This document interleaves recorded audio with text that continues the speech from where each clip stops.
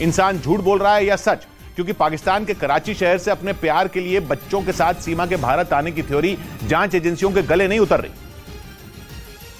और इसी वजह से जांच एजेंसियां सीमा हैदर और उनके प्रेमी बताए जा रहे सचिन मीणा से पूछताछ में जुटी हैं। एक रोज पहले यूपी एटीएस ने करीब 7 घंटे तक सीमा, सचिन और सचिन के पिता नेत्रपाल से पूछताछ की और अगले दिन एक बार फिर यूपी एटीएस की टीम पूछताछ के लिए सीमा को लेकर निकल गई। सीमा हैदर को पूछताछ के लिए एटीएस की टीमें यहां से लेकर गई हैं। उनके साथ उसके 2 बच्चों को भी लेकर गई है। जांच एजेंसियों को शक है कि सीमा हैदर झूठ बोल रही हैं, क्योंकि पूछताछ के दौरान उन्होंने कई सवालों के संतोषजनक जवाब नहीं दिए। इसी वजह से पुलिस सूत्र ये दावा कर रहे हैं कि यूपी एटीएस सीमा का पॉलीग्राफ टेस्ट करवा सकती है।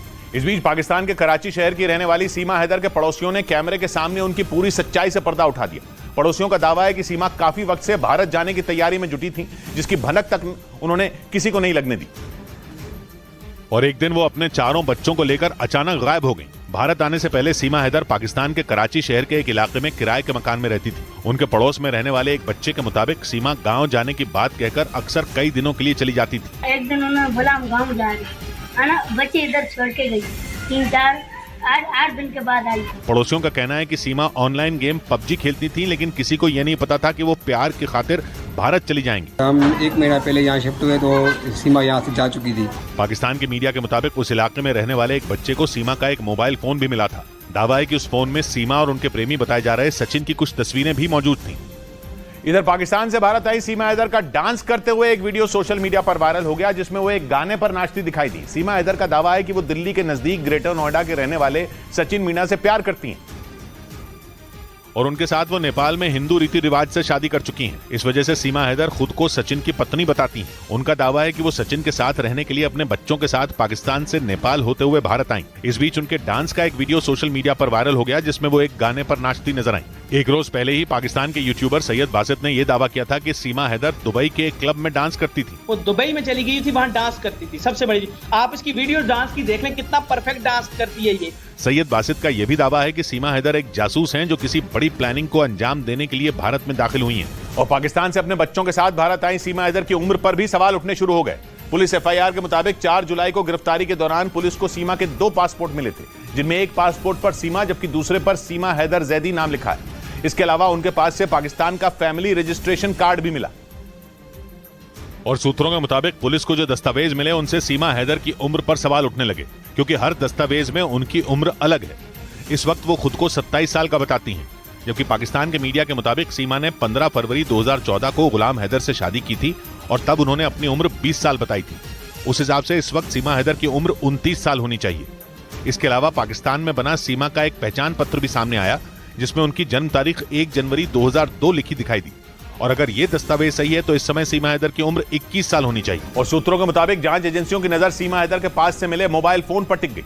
पुलिस एफआईआर के मुताबिक 13 मई को भारत आने के बाद सीमा करीब 1.5 महीने तक दिल्ली के नजदीक ग्रेटर नोएडा के रबुपुरा इलाके में सचिन की पत्नी बनकर रही, लेकिन जब कोर्ट में शादी करने के लिए उन्होंने वकील से संपर्क साधा तो बात पुलिस तक पहुंच गई, जिसके बाद 4 जुलाई को सीमा, सचिन और सचिन के पिता नेत्रपाल को गिरफ्तार कर लिया गया।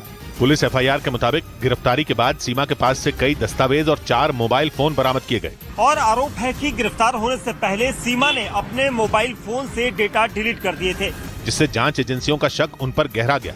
सूत्रों के मुताबिक जांच एजेंसियां इसीलिए सीमा हैदर का सच जानने के लिए उनके मोबाइल फोन से डिलीट व्हाट्सएप चैट और फोन नंबर हासिल करने में जुट गई।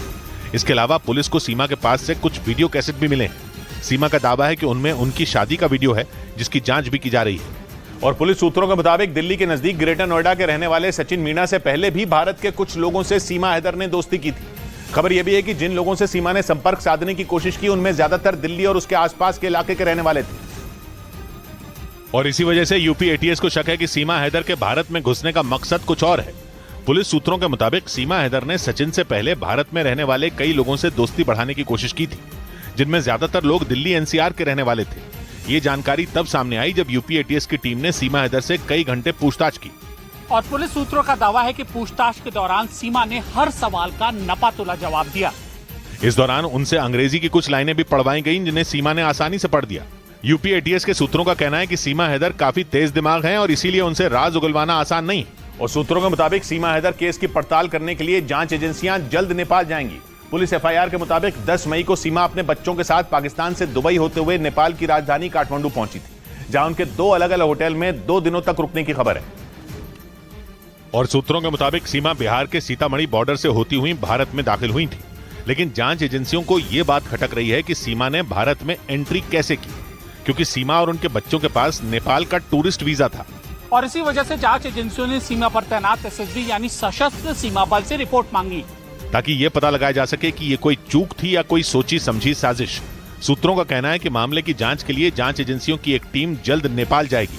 नेपाल में सीमा जिन होटल में ठहरी थी, उनके मालिक और मैनेजर से भी जानकारी जुटाई जा रही है। इसके अलावा बॉर्डर पर लगे सीसीटीवी कैमरे भी खंगाले जा रहे हैं।